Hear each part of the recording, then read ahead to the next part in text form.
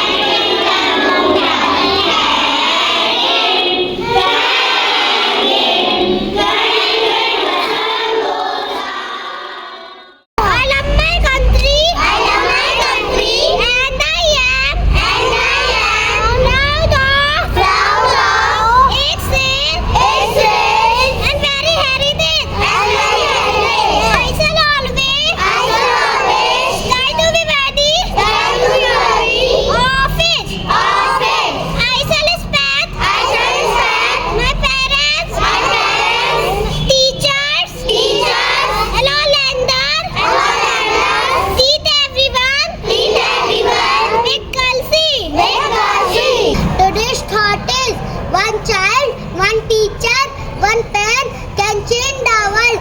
Good morning, respected father, respected sisters, teachers and all students.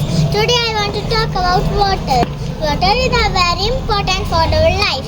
We need it to cook, clean and grow plants. But many people waste water. Let it safe, do not waste. Thank you and have a nice day. One sacro was very thirsty. He flew here and there for a water. He found a pot with very little water. Who was very clever. He collected some stone, put them one by one into the pot. Water rose up and then the water flew away. Thank you. Listen to the news.